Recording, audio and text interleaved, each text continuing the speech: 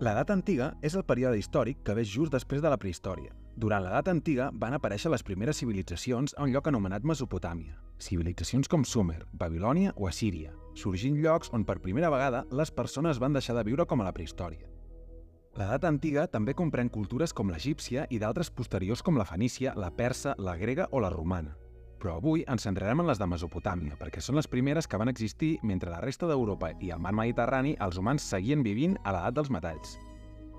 Abans de res, però, pensem un moment. Quanta gent coneixeu al poble o ciutat on viviu? Quants carrers i places us sabeu de memòria?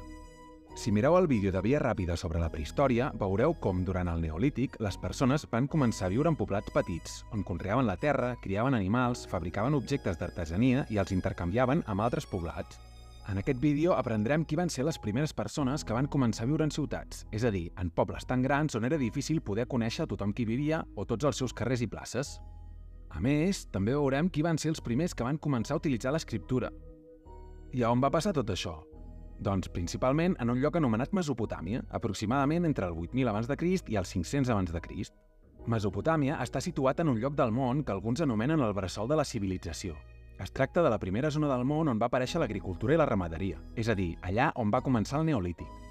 Els investigadors anomenen aquesta zona com la creixent fèrtil, perquè té forma de lluna creixent i és una terra fèrtil, que vol dir que les plantes hi creixen fàcilment gràcies a que es poden regar les terres de conreu amb l'aigua dels rius. Si mirem el mapa, és la zona que va des del riu Nil a Egipte fins als rius Tigris i Èufrates a Mesopotàmia, on avui dia hi ha l'Iraq. De fet, Mesopotàmia significa terra entre rius en grec.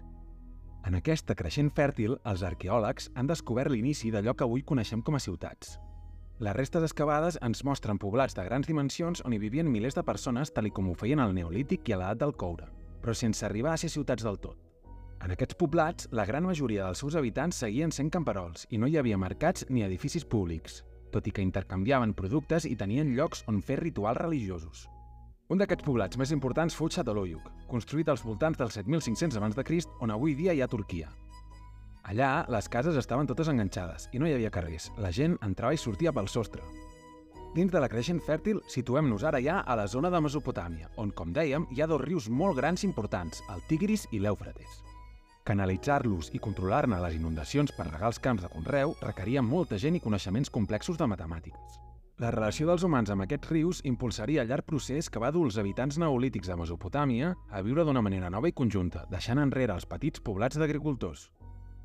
A poc, les diferències entre els governants rics i els camperols pobres es van anar fent tan grans que esdevingueren definitives. Els cabdills de les tribus i els guerrers van anar deixant pas, a poc, a reis, sacerdots i soldats. Començaven a aparèixer les ciutats. Amb les ciutats, els camperols ja no podien cultivar la terra per ells mateixos o la seva tribu, sinó que estaven obligats a donar una gran part de la collita al temple de la ciutat o al seu rei o governant. Les grans tombes per tota la tribu, com els dòlmens, van desaparèixer i la gent va començar a enterrar-se en tombes individuals o familiars. Les tombes d'alguns reis mesopotàmics són espectaculars per la gran quantitat de riqueses amb què els van enterrar. En definitiva, a Mesopotàmia van sorgir les civilitzacions fluvials, que vol dir que els rius eren el seu element central. A altres llocs ben lluny de Mesopotàmia també van sorgir civilitzacions urbanes, com per exemple a l'Indus, un riu de l'actual Pakistan, o a la Xina, en els rius Yangtze o Huanghe. Però centrem-nos en Mesopotàmia, on hi apareixen les primeres ciutats a la vora de l'any 3.500 a.C., concretament a la part més baixa de Mesopotàmia, en una zona anomenada Sumer. Quan les comunitats humanes tenen governants que dirigeixen els soldats i reben part de la riquesa de tota la comunitat, amb lleis o normes que es fan complir dins del territori on viuen, diem que han format un estat.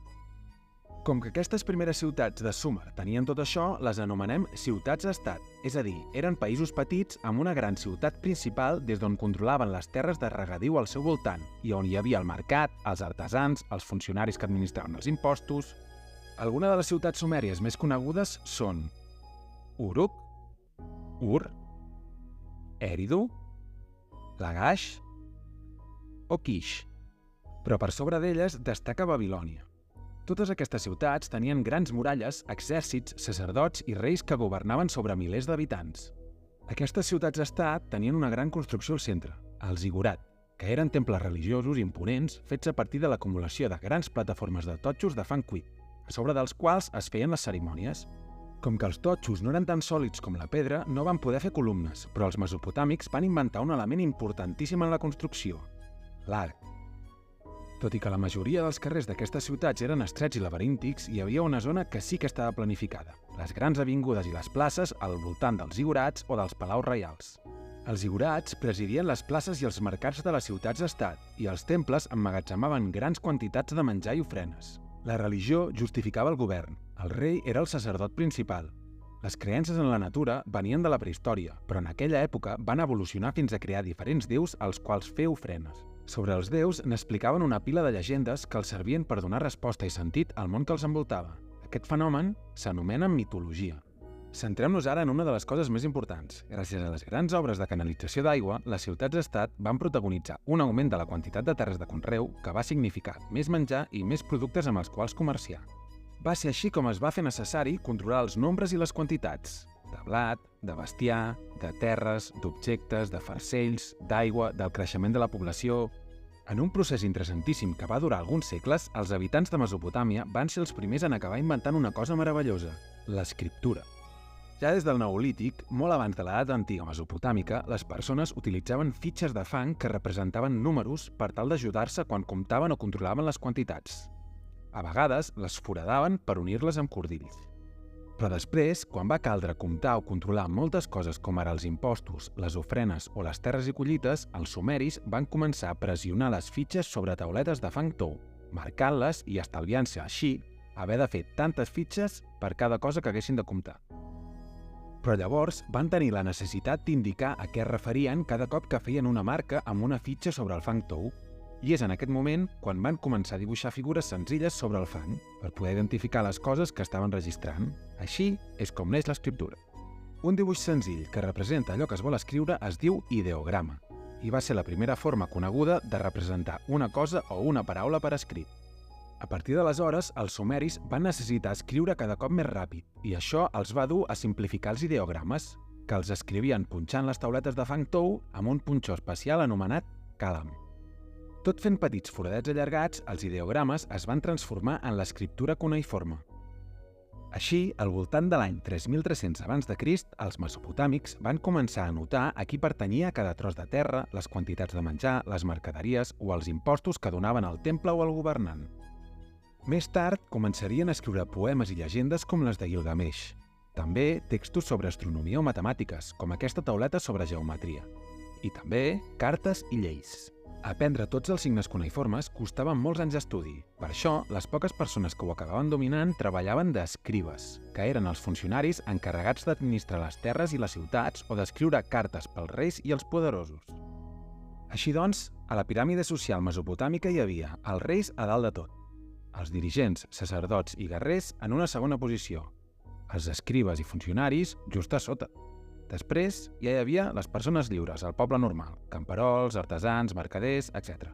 I finalment, la classe més baixa eren els esclaus. Durant l'època sumèria, els conflictes van ser molt freqüents entre les ciutats-estat, que lluitaven sota les ordres dels seus reis per obtenir el control de les terres de conreu, del comerç i pel poder polític. Per exemple, les tombes dels reis de la ciutat anomenada Ur ens mostren el seu domini sobre altres ciutats al voltant del 2600 a.C., mentre que en aquesta estela de pedra, feta cap a l'any 2450 a.C., hi ha representat l'exemple més antic mai conegut d'un exèrcit lluitant amb llances i escuts. Aquesta estela va ser feta per commemorar la victòria del rei de la ciutat-estat de Lagash en la guerra contra una ciutat-estat veïna que es deia Umma. A partir del 2330 a.C., el regne d'Akkad, una ciutat fundada a prop de Kish, va conquerir i governar tota Mesopotàmia, liderada per un rei anomenat Sargon d'Akkad. El seu nom significava rei legítim en la llengua d'Akkad, perquè va aconseguir imposar el seu poder sobre totes les altres ciutats-estat de Sumèria. Aquesta escultura, per exemple, representa un rei del regne d'Akkad, i aquestes barbes arrissades que veieu són típiques de l'art mesopotàmic i es representaran durant mil·lennis. El regne d'Akkad es va fer tan gran que es va convertir en l'imperi Akkadi, però tot i així, cap al 2150 l'imperi Akkadi es va desfer i les ciutats-estat sumèries van tornar a guerrejar entre elles. Al voltant de l'any 1800 abans de Crist, Babilònia es va convertir en la ciutat que va aconseguir dominar les altres, i tot gràcies a les conquestes del rei Hammurabi, el qual va morir cap a l'any 1750 abans de Crist. Hammurabi És un rei famós perquè ens han arribat les seves lleis escrites en el Codi d'Hammurabi, on s'hi recullen lleis i càstigs sobre el comerç, els impostos, el matrimoni, el divorci, el robatori, l'esclavitud o els deutes. De fet, ell mateix apareix representat a dalt del text de les lleis, rebent la seva insígnia de rei de mans d'un déu babilònic assegut. Després d'Hammurabi, Babilònia seguia sent la ciutat més forta de Sumèria, però a partir del 2000 abans de Crist sorgí un altre regne al nord de Mesopotàmia, Assíria. Tot i que Assíria va estar sotmesa per Babilònia molts segles, s'acabaria convertint en un regne molt important, especialment quan a partir del 1300 abans de Crist va imposar-se per sobre de la resta de Mesopotàmia. Les lluites entre Babilònia i Assíria van continuar durant molts segles, però els reis assiris van aconseguir conquerir gairebé tota la creixent fèrtil des de la seva ciutat més important, Nínive. Van arribar a controlar fins i tot parts d'Egipte. En aquest relleu podeu veure els reis assiris caçant lleons amb les seves pròpies mans.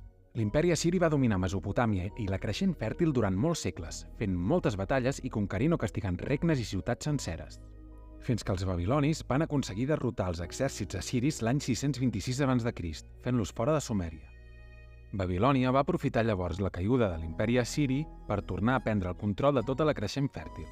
Però va ser per poc temps, perquè ben aviat arribarien els perses. A l'est de la Mesopotàmia hi ha una zona muntanyosa molt extensa, que avui en dia es correspon a Iran, i que llavors s'anomenava Pèrsia. Cap al 550 abans de Crist, les tribus ramaderes d'aquella zona es van unir i van formar l'imperi persa, amb el qual van conquerir tota la Mesopotàmia l'any 539 abans de Crist.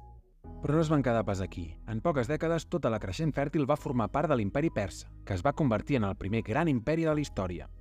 Anava des del mar Egeu fins a l'Índia i des d'Egipte fins a les muntanyes més al nord de Síria. Tot i així, l'imperi persa era molt divers. Encara que els perses en fossin els fundadors, cada regió podia mantenir la seva cultura i els seus governants, sempre i quan, esclar, no es rebel·lessin contra l'emperador. Tot i no estar dins del territori de Mesopotàmia, d'aquesta època daten les meravelles de Persèpolis, amb obres com La Porta de totes les nacions, que té un gravat trilingüe escrit en persa, babilònic i elamita. Tot i que si parlem de meravelles, no us perdeu el vídeo d'una altra gran civilització de l'edat antiga, a Egipte. A la descripció us deixem uns Kahoots, un document amb exercicis i també uns videojocs de Blocked. Jugueu-hi i us servirà per estudiar el contingut del vídeo. Moltes gràcies! Si us ha agradat aquest vídeo de via ràpida, penseu en fer-nos un m'agrada, subscriure-vos o deixar-nos un comentari amb els temes que us agradaria que féssim. I si creieu que som útils, feu-vos patrons o feu un donatiu mitjançant un Bizum al 08324. Fins aviat!